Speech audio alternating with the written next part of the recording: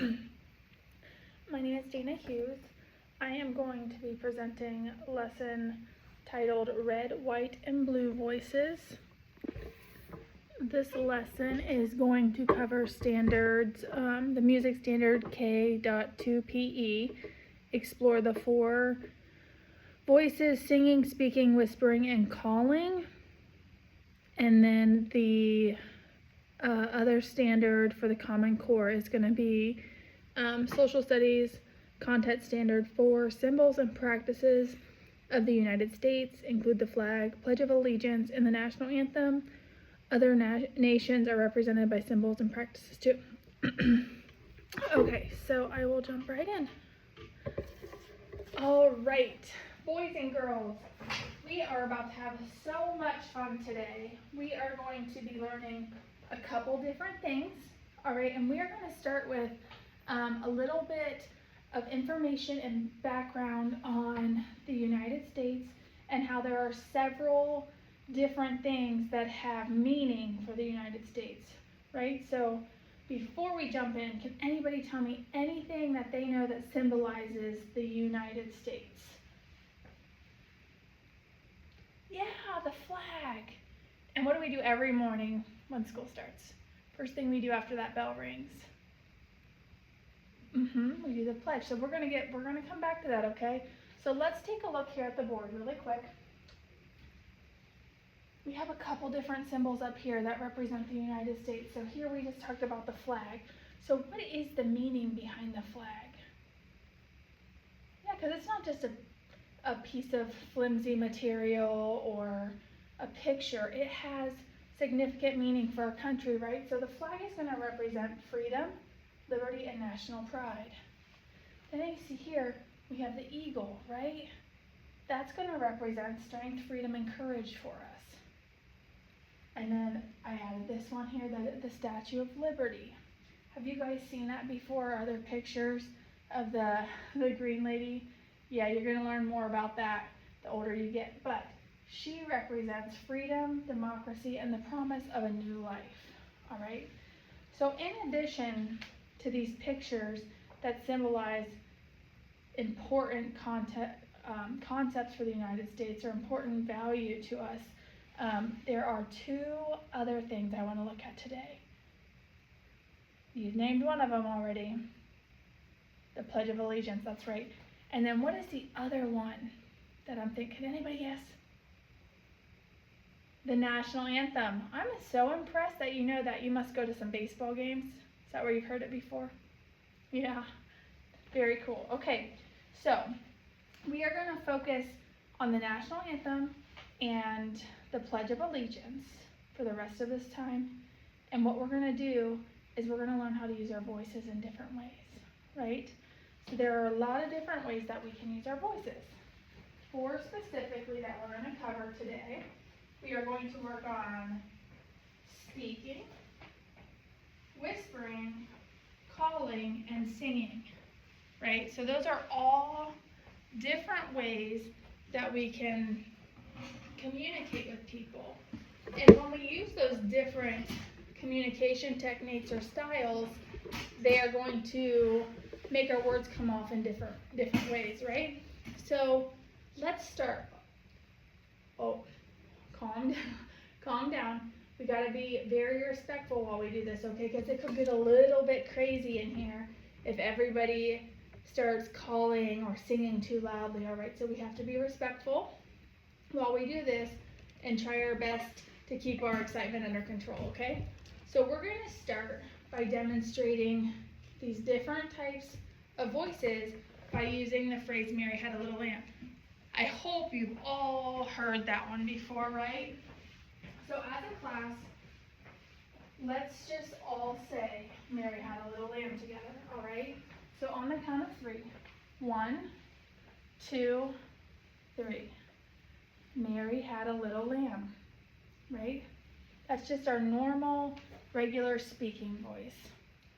All right, now I want everybody to whisper it for me.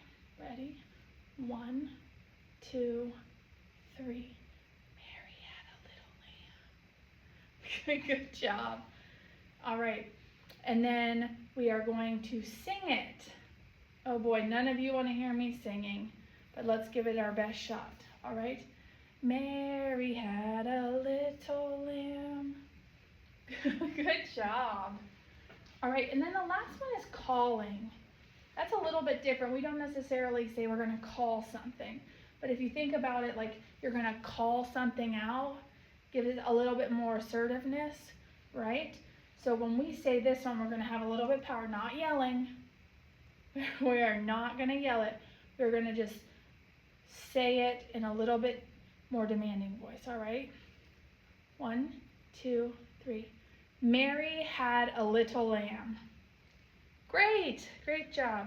All right, so now that we know what those 4 different voices are, or 4 different ways to communicate our voice, let's transition over or back to the Pledge of Allegiance. All right, so I would like, let's all stand up like we do in the morning.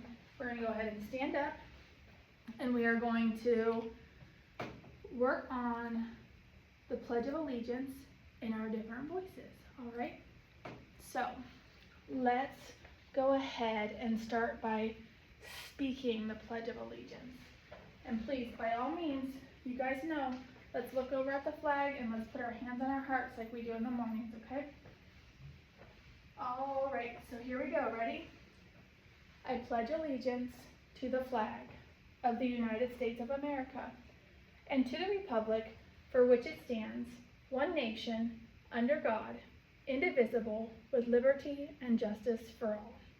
So we just spoke that in our natural voice like we do every morning, right? Great job. All right. Do you guys think that we could give it our best shot at whispering it? All right, here we go. I pledge allegiance to the flag of the United States of America and to the republic for which it stands, one nation, under God, indivisible, with liberty and justice for all. Good job. Now, this time, I just want us to do this first section here, all right? But we are going to call it out, all right? Here we go. I pledge allegiance to the flag of the United States of America. Yeah, so we just did that in three different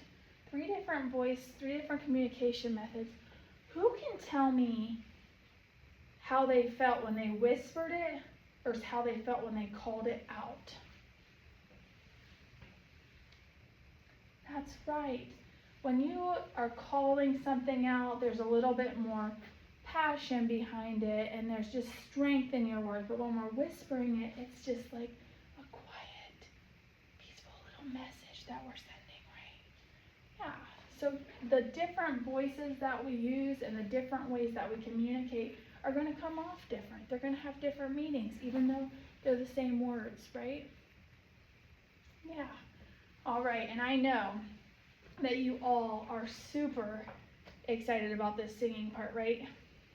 Yeah. How many of you know the whole national anthem, the Star Spangled Banner, by heart? That is okay. So what we're going to start with is a video of the national anthem so you guys can hear it, and then we're going to practice parts of it in our singing voice together, okay? All right. Here we go.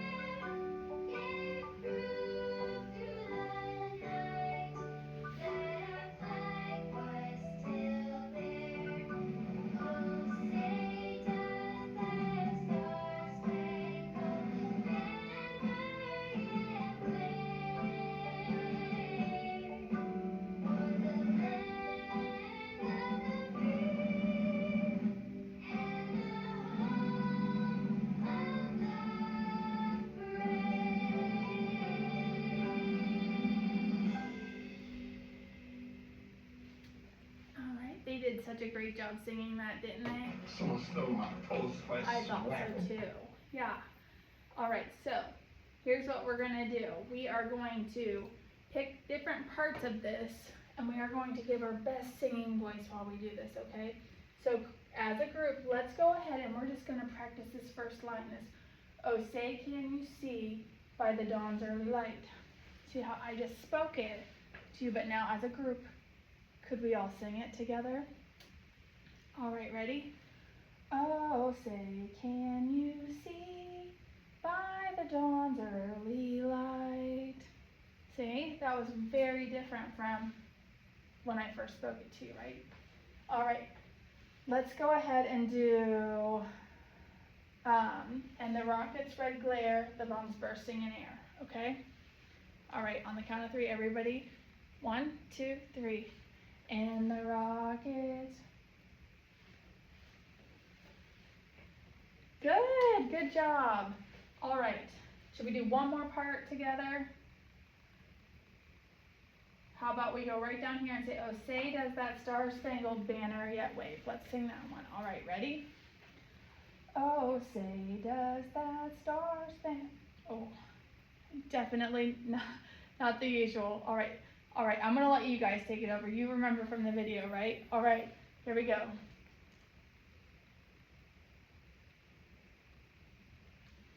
Good. All right, now I'm going to not play the video on the screen for you to see, but let's go ahead and I'm going to leave the words up here so you can see them if you need a little help. And we're going to go ahead and play the song one more time and you guys can sing it with me, all right? I would play the video again and let them sing it, and then once they were finished singing it, I would ask them again, jump back in and just ask, okay, now that we've done some singing, speaking, calling, and whispering, who wants to share their favorite way to communicate their voice? Oh, I'm sure I can guess what most of yours is. Oh, all right, raise your hand if singing is your favorite way to communicate. Oh. A good portion of you love singing. I love that. All right, how many of you love to communicate in your whisper voice? One out of the whole class. I am not at all surprised by that. And then the rest of you, are you speaking or are you calling? I thought I might have a bunch of callers in this class. All right, well, it looks like we are wrapping that up. Thank you guys so much for being so attentive during that time. It's such an important thing to understand how there are so many symbols that represent the United States, and then how we can use different voices to portray the importance of things, right? Yeah. All right, awesome job, class. Let's go ahead and get ready to pack up and head out to recess.